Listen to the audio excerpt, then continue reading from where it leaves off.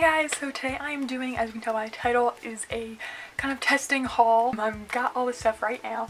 I just got it in the mail and I'm going to try it out on camera for you as much as I can. This is the 2018 collection from Wet n Wild, which as soon as I saw on Instagram, I was like, I need that now.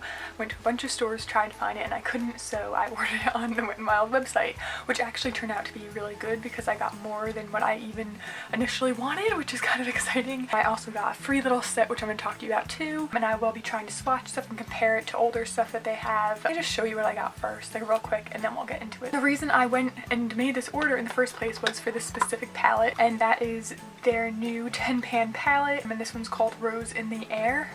Looks like this. It's supposed to be like a dupe of the Anastasia Modern Romance. Is that what it is? I'm not sure, but it's supposed to be some kind of dupe for something that was really nice, and they look really nice. And the best thing is that now Wet n Wild is coming out with matte shades, and that was what I was super excited about because I feel like at the drugstore matte shades are just a little blah, and this one just looked really nice and warm, and it has some shimmers, some mattes, and transition shades, which is like kind of the big thing. I also got the Comfort Zone, the reformulated, repackaged Comfort Zone palette, and I will compare it to the original.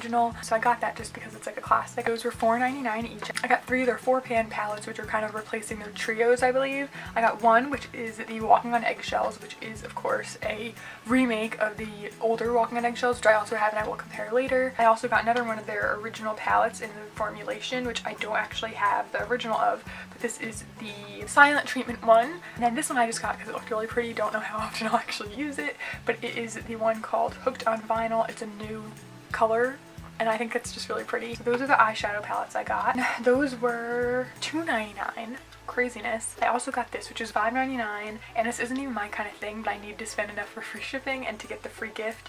And this is the Hello Halo liquid highlighter. They had a bunch of shades of this, but I picked the one in the shade Halo Goodbye. One thing I was really excited was that they now have their skinny mascara in waterproof, and you guys know I'm a waterproof crazed person. Also got an eyebrow pencil, which was exciting. This is in the shade Ash Brown, and it looks like this. This is in the box. It has a triangular tip, as you can see right there, I think, and it even has a spoolie on the end, so that's cool. And that was $3.99. The mascara was $4.99, and then I got a lip pencil. So I heard really great things about these. This was $2.99. I got it in the shade Lay Down the Mauves. Mauve shade. I'm probably gonna try that today too. And then the last thing I got, which was $5.99, jeez, was this brush. I don't know why, I never tried their brushes, and this is the Tapered blending brush. It's really cute, it's really pretty. It's just like a blending brush for their eyes. And then I'm just gonna show you what they sent me for free. It was like a mystery bag or something of makeup, and it came like this. So this is all the stuff I got for free. I'm pretty sure it was like supposed to be a $40 value, maybe $20 value, I don't remember. So this was the first thing I noticed, and it is the Kabuki Brush. Also, what's so great about Wet n Wild is that they're cruelty free and like vegan, or mostly vegan. Looks like this. It's cute and pink. Actually, wow, it's really soft. It's not as like fully packed as some Kabuki brushes. Another brush I got for free was a highlighting brush, which is cool. That's really cute. I like this, like, look at that handle, look at the colors. And you know what, it's actually pretty soft. And we got some lip things, which I'm not so excited about just because the shades. I got this Ombré lip wand. Looks like this. So there's a red on this side and then like a really dark color on that side. I got another lip liner, but this one is not the retractable one. This is a sharpening one, and it's humongous, and it is in the shade Berry Red. Also got this lip paint thing. What is it? MegaCushion Soft Matte Lip Cream in the shade Melon like it is. Not really my skin tone color, but that's nice too. And then this I'll probably try today because I was going to use my own blush, but I got this. This is their blush stick lip and cheek tint. It's not really the color for the look I'm going for today, but I mean, I'm gonna try it. Okay, I think we're gonna start with brows. I do usually prefer powder. So there's a spoolie. It's a nice little one too. Oh, that's nice. I love when things have spoolies on them. And then, oh my god. Oh, got it. Okay, so, okay, that's nice. It's not too big at all, actually. You know, it's pretty dry. Look at that. Like, I don't think this is going to be as pigmented as I want it to be. So I feel like this is the kind of thing, if you are new to brow pencils, you might like, because you have to push pretty hard, so you're not going to make a mistake. I don't know. I'm having to push like pretty hard. I mean, it gave color, obviously you could see the difference. I don't know. I don't think this is going to be like my go-to brow product. This is just taking too long. It doesn't feel cheap or anything. I like the triangle thing. I like that it has a spoolie on it, but I'm still like, it hasn't transferred me to a pencil from a powder. I guess the cream blush, right? So this is in the shade, did I tell you what shade it was? It's called Flirt on the Street. Not my favorite color. Ooh, okay. That's pretty. It doesn't feel really dry.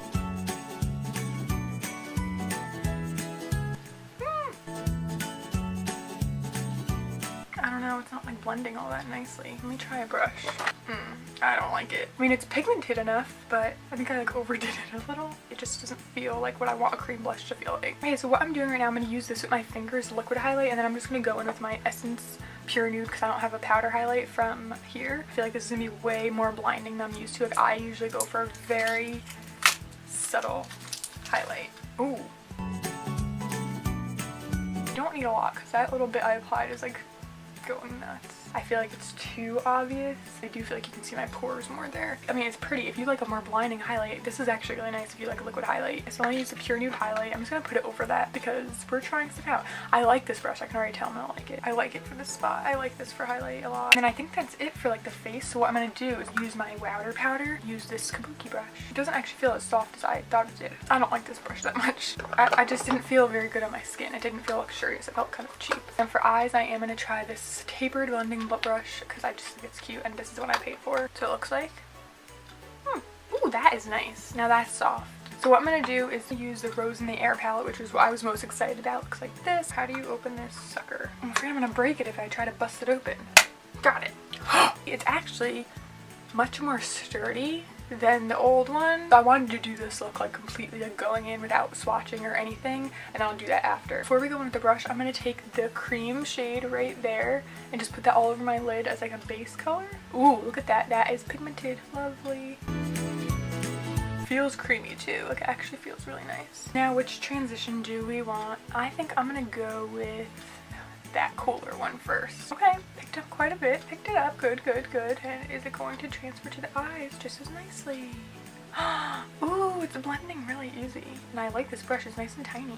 Okay, okay, I like that. I like it. I'm gonna go in with the warmer one just a little bit, just because I'm trying everything for the first time. Going with the warmer one is more pigmented, and looks like there's a little bit more loose powder. Okay, that one's definitely more pigmented. I think I'm gonna take some of this one, this like burnt reddish color. Ooh, wow, look at that. Let's try that right. Okay, look, that's really pretty. Wow, guys went wild with this.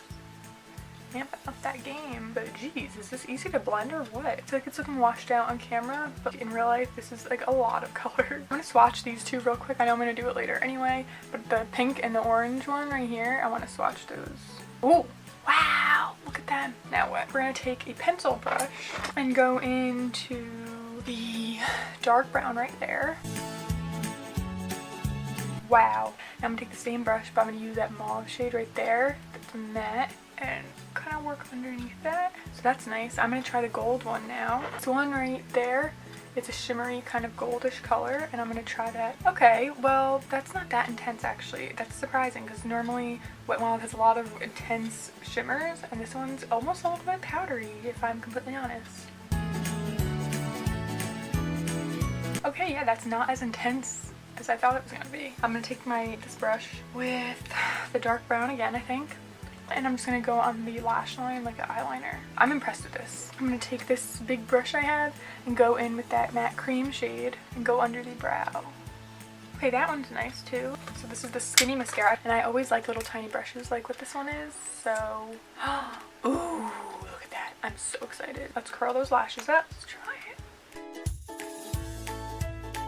Okay, so it's giving me a lot of definition. It's like separating everything, no clumps at all. Oh, we got a flake.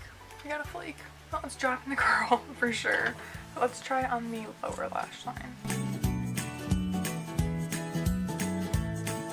Okay, I like that. I like that. Okay, I mean, the upper lash line is obviously not great, but it is really black, so that's nice. But it's not holding the curl. I like it for the lower lash line. This might be a good go-to for that. Okay, we got another flake over here, though. Okay, so that is wet. Do you see? I just closed my eye, and now it's like smeared.